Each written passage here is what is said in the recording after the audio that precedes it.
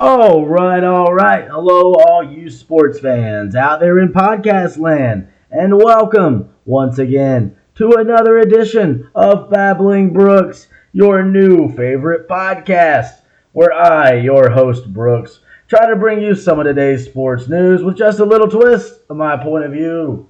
Hope you've all had a great week so far. It's Thursday. You've almost made it to Friday. TGIT, as they say. Somewhere, I would assume. Somewhere where they really like Thursdays. I don't mind Thursdays. They're okay. Back to work after being off yesterday with karaoke at work at Thursday nights, which is sometimes usually pretty entertaining. Not occasionally terrible, but not usually terrible. I mean, usually terrible. It's kind of in a funny way, so it's entertaining. You know, like karaoke, like the good kind of terrible for karaoke. And, whatever that means.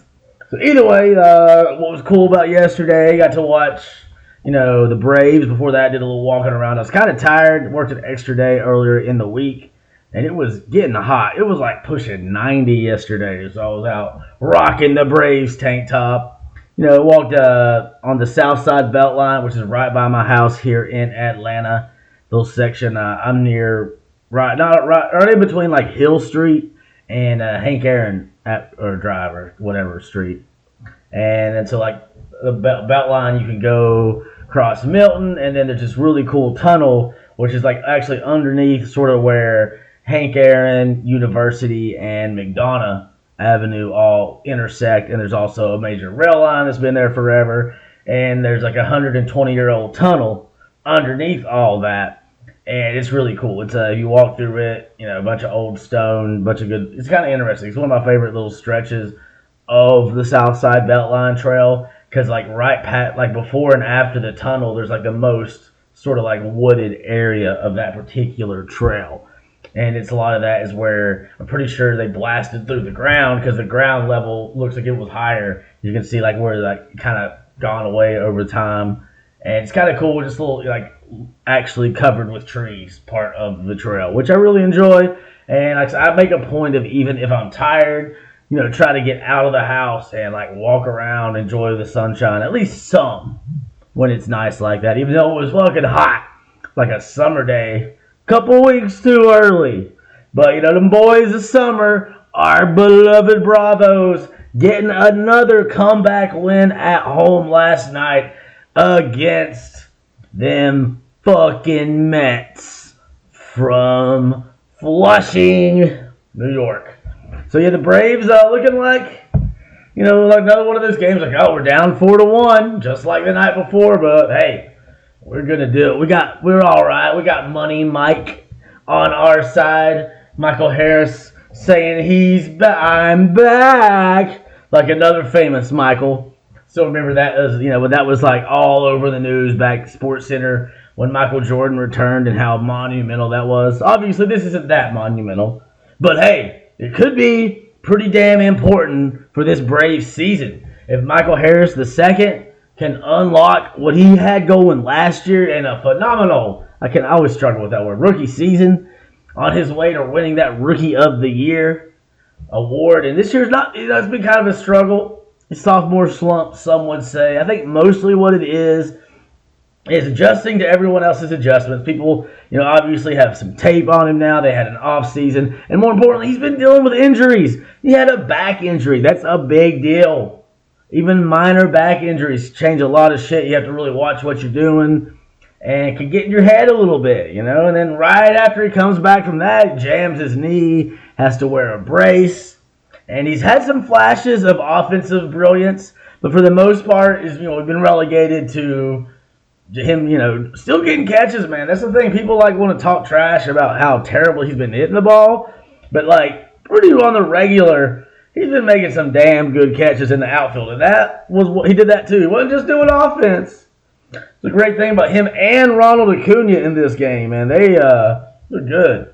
It wasn't all about just what are we doing on offense. Both had big plays in the outfield as well.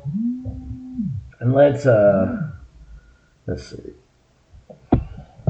Sorry, my phone was ringing. It kind of threw me off for a second. But I had to move it away so I couldn't hear it there. But yeah, so Michael Harris II coming into this game, 3 for 29 slump, 0 for 7 the last 2 games. So his offense has been abysmal.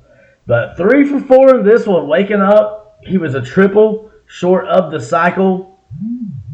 So doing a little bit of everything in this one. And then apparently, like during the last game, like right before his last at bat where he lined out, we got some nice contact on the ball. Marcell Ozuna came to him and he was like, hey man, just kind of talking him up, giving him a pep talk. I think a lot of times that this side of Marcell Ozuna gets lost to us, the general public, because he doesn't necessarily advertise it. He just, he's done that for years though. There's always been rumblings about it. You'll hear a little bit here and there, and you'll notice how much, when you hear an article about Ozuna, when the fans are booing him, now they're not. The fans were booing him early in the year, but it was talking about all the support that he has in the locker room and how much those guys fuck with him. They love him in the locker room, and it's showing why. Michael Harris II, opening up the curtain a little bit for us on this side of Ozuna, which actually I'm not surprised because I have heard hints. If you pay attention to articles, if you read between the lines,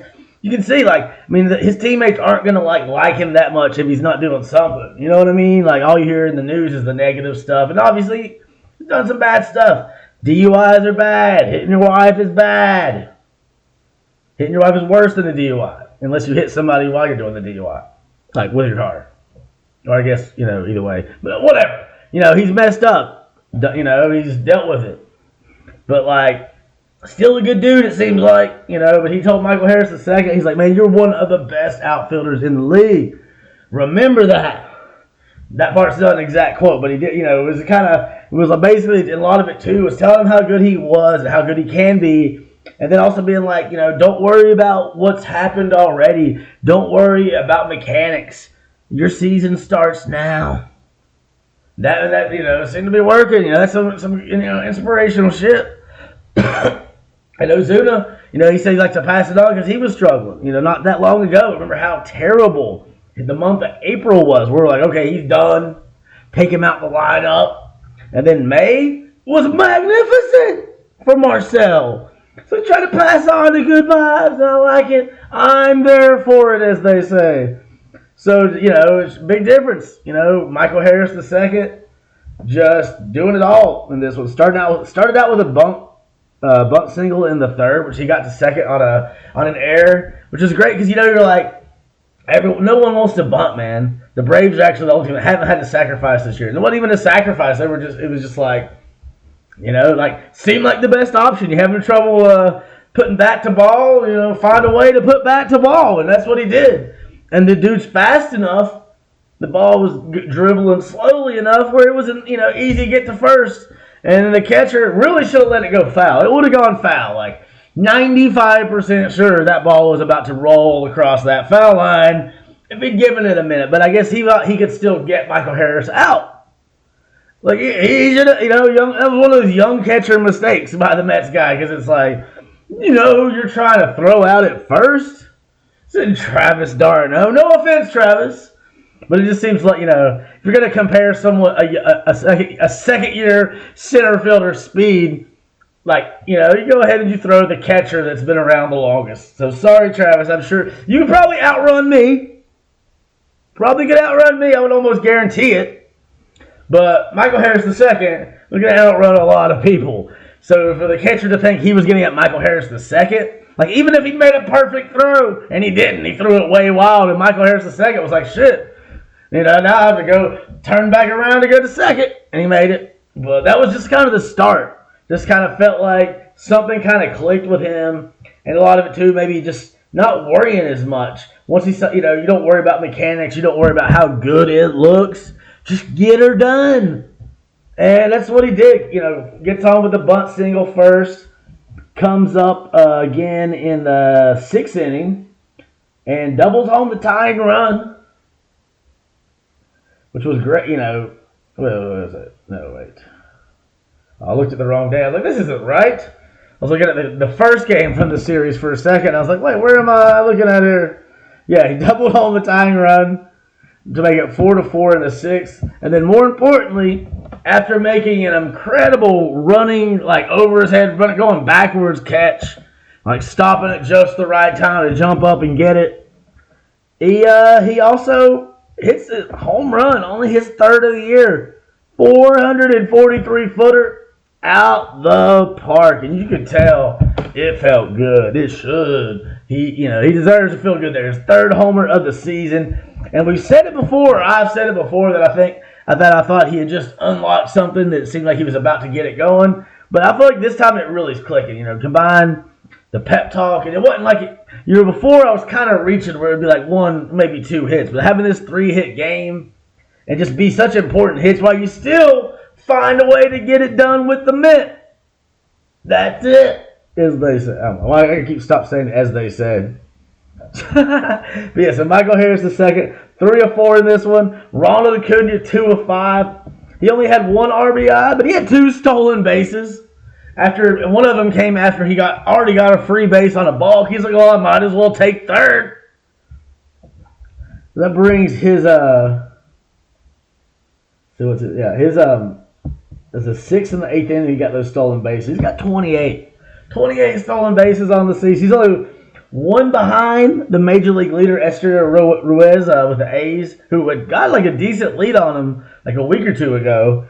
So he's been catching up with him. It's also 1 less than his total for last season. So it just shows you like how different. Obviously, he didn't play a full season last year, but still, like you can just tell he's feeling different. He's feeling good and getting it done. Like you're not going to be like every game, but most games it feels like he's getting a home run, driving in a run, or stealing at least 1 base. And it was just a fun game. Not only was he doing down the base pass, driving in a run. The run he drove in was he drove Harris in, actually right after Harris tied the game. So Ronald Acuna giving us the go-ahead. Wasn't the final go-ahead, but still, it was an important go-ahead, giving us a 5-4 lead, completing the first full comeback of the game because we were down 4-1. Right, we're down 2-zip quick. The Mets scoring twice right away.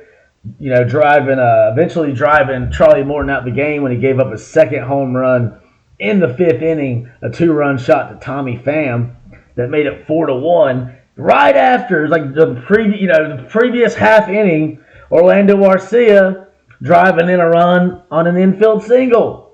So we're like, okay, go from 2-zip to 2-1. You're feeling okay about that. And 4-1, it's not like a big lead, especially for this Braves team, like for them to overcome. But still, you get down 4-1, you're like, oh, here we go. The Mets are on a losing streak, we're on a winning streak. You're like, this has to end eventually. It's the pessimistic part of me. But the Braves just keep coming back-to-back 4-1 comebacks, man. And it's just like across the board, people chipping in. I mentioned Orlando Arcia scoring the tying run in the 6th. Driving in our first run in the 4th.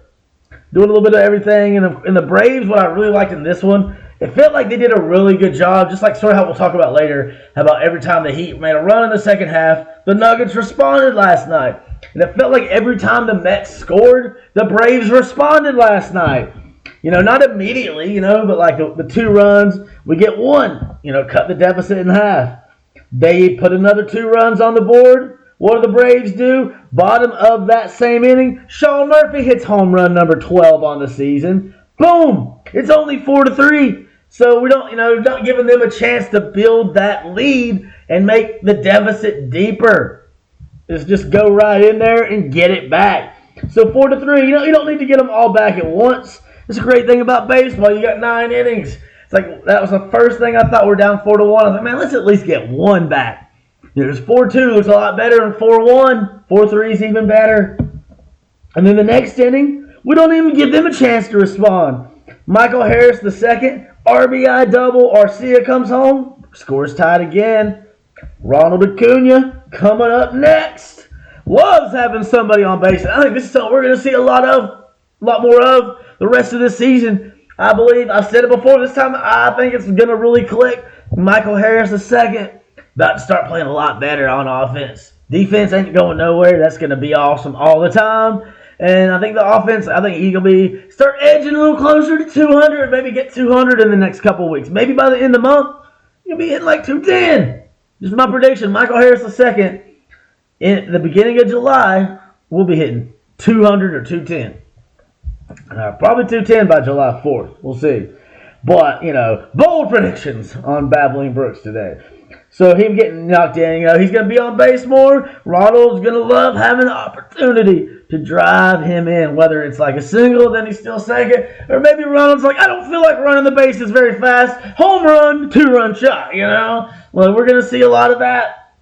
So that happened, and then, of course, the 7th, the Mets tie it. But it could have been a lot worse than a tie because the bases were loaded. There was only one fucking out.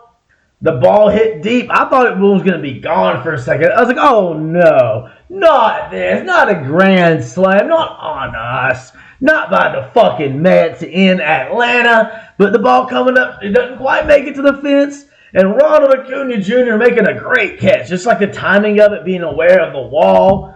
Because he was going full speed and just finds a way to stop, slow down, stop just the right amount. Makes the catch. And yeah, they still scored a run. But if that ball isn't caught, they're scoring 2, maybe 3 runs, depending on how the ball bounces or how he reacts to it. Like, the fact that he's going for the catch, and if he misses it, it's going to take him even longer to, get it. Or even if he tried to play it off the wall and not go for the catch, then they would have scored at least 1, maybe probably 2 runs, maybe more. So to make that catch in that moment is just big. Getting the crowd excited. It's like, this is the crazy. It's just how good our center fielder and our right fielder are and how they're locked in. It's the future of this team. It's can be like a generational outfield. We can figure out the left field piece. Because Eddie been doing good, but he's not like one of those he is the future type guys. But it's tough to get 3 of those all at once in the outfield. We got already got a damn team of them getting people locked in. And then Michael Harris the second, we already mentioned it, coming up with a 2-run homer after Ozuna's double. They put Sam Hilliard on to pinch run. He don't have to run too much because Michael Harris the second hit almost 450 feet.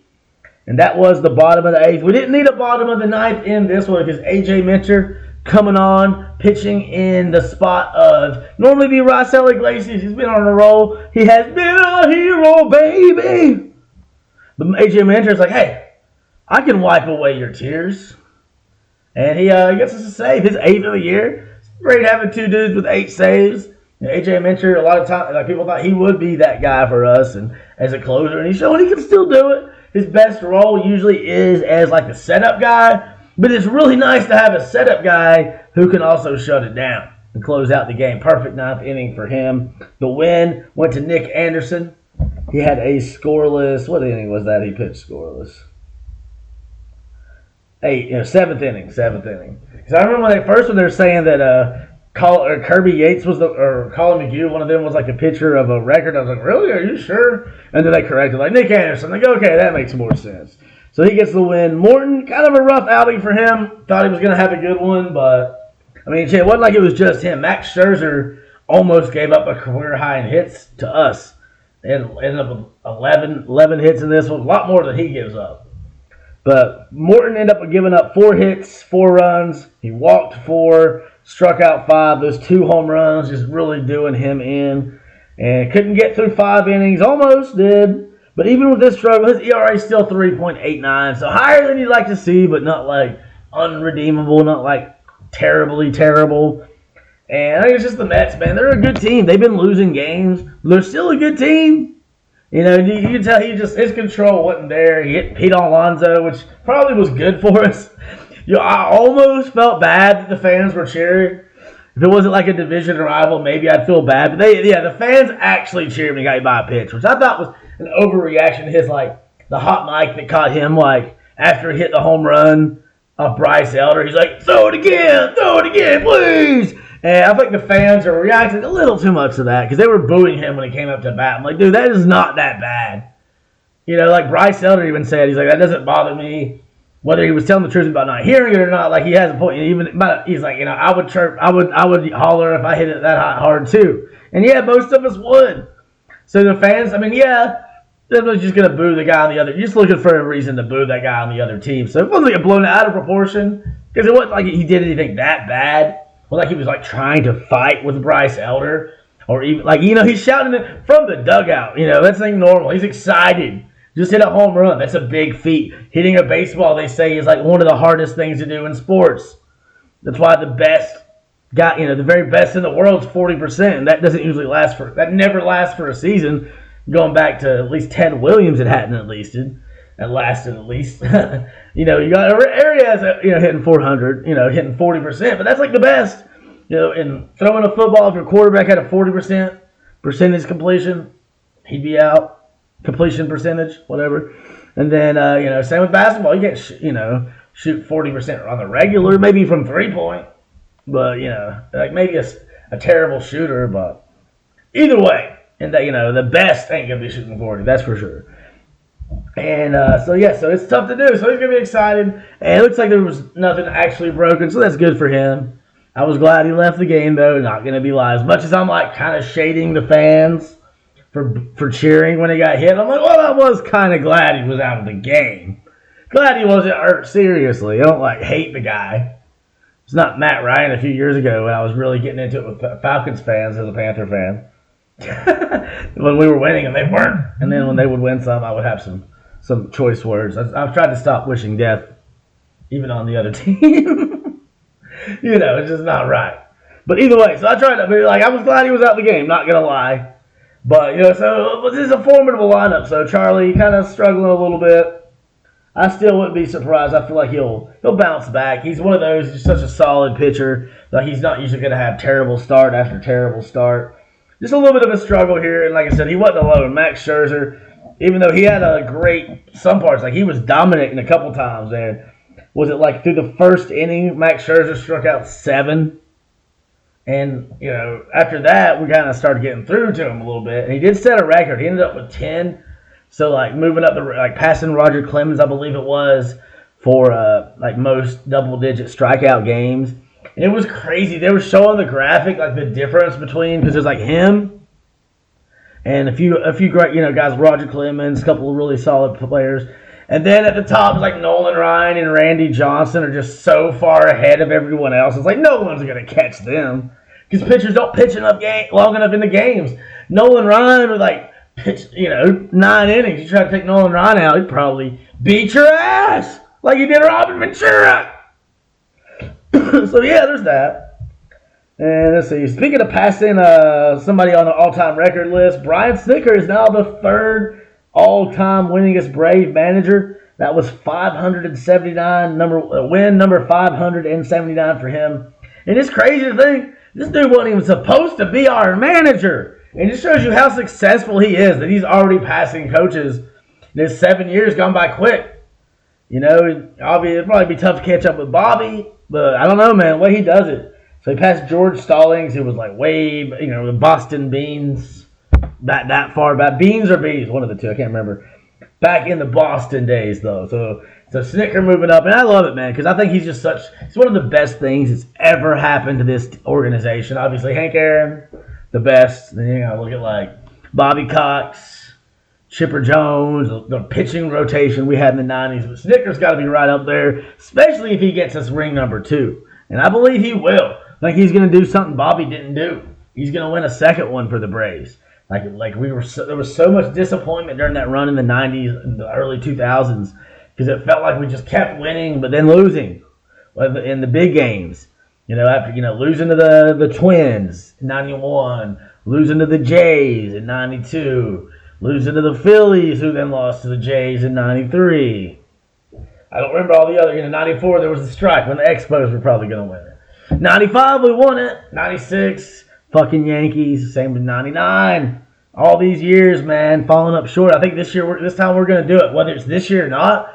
But, man, I wouldn't rule us out. Just showing what a great start to his career as a manager and how all those years in the minor league really paid off for Brian Snitker. He was, a minor league catcher. Hank Aaron and other people, you should be a manager. And, of course, Hank Aaron was right. And I feel like all those years in the minor leagues made Brian Snitker a better manager because he got so used to just sort of taking whatever was given to him by the organization, not really having a choice, picking his players necessarily, just making the lineup with the players he has on that day, knowing it could change at any time because somebody could get called down, somebody could get sent up, called up, sent down, whatever, So I think it's one of the best things that's happened, man. Great to have Brian Snitker as the Braves manager for sure. And he was only supposed to be a temporary. Like, hey, let's just put this minor league guy in there. He'll be all right. And I think it helps too that so many of these young players that have come up are guys that were in the minors with him. That at some point they were under him at some point. Like Acuna, Albies, and these guys that everybody moving through the organization. So tonight, of course, you got AJ Minter getting the save. Or last night, of course, and then Nick Anderson's 4-0. Fun little thing on Nick Anderson out of his last 10 and 2/3 innings pitched. He's got 10 strikeouts and a 2.53 ERA. So that's good to see. We had Sean Murphy mentioned his home run of this. He's 1 of 4. That was home run number 12. There are 4 Braves with at least 12 home runs. And just great timing of it, just the answer. Man, just all around, man. Great game for this team. And another fun fact, all 7 Braves runs in this game were scored with 2 outs, which is the second time we've been in the last couple of days that we've scored a lot of runs. Most of, if not all of our runs with 2 outs, which is huge because not a lot of times you get that second out, you feel pretty good about the inning almost being over. You just got to get one guy out. But it's crazy, if you can do damage with 2 outs, consistently like the Braves are doing, I think that can translate to just the other team just being uncomfortable because they're going to be like, damn, you're not going to have that same confidence when you get out number 2 because you know that this team can get it done with 2 outs. Like they don't the pressure because sometimes the offense, I feel like the 2 out thing, you can get stuck and you're resigned because you're like, okay, we're just going to lose. This is out number 3 coming up because that's what follows out number 2. But the fact that you can get over that and just keep hitting it. Ooh, damn, watch out. This team's dangerous, y'all. Dangerous. But, hey, I'm going to get off here. I'm going to do do a couple of quick episodes today. I'm going to see if I can do them under 30 so I can post them, use this app to put them on YouTube. And because it just works out better sometimes when like I mentioned yesterday, especially with the NBA Finals. I feel like I need to give a whole episode to the NBA Finals and a whole episode to the Braves. The Braves looking good, though. We got got Spencer Strider on the mound tonight going up against Justin Verlander. And Strider got to take that strikeout lead back because Kevin Gausman, the Rays down there in Tampa, just tied him. Tied at 113 strikeouts right now. So he's going to need to get some double digits to get that lead back. Maybe Ronald Acuna, ties or becomes the steals leader tonight. He's only 1 behind Ruiz. See what happens. Stay tuned. Watch tonight's game on Bally Sports South and or on the internet if you can find an illegal stream. You got to do that. That's what I do on my days off. But I'll be working tonight, so I'll watch it legally at work on the TV. And then, of course, there's Stanley Cup Finals. That'll be fun to watch today. But, hey, check in later for an episode about the NBA Finals. But for now, Babbling Brooks signing off. Peace out.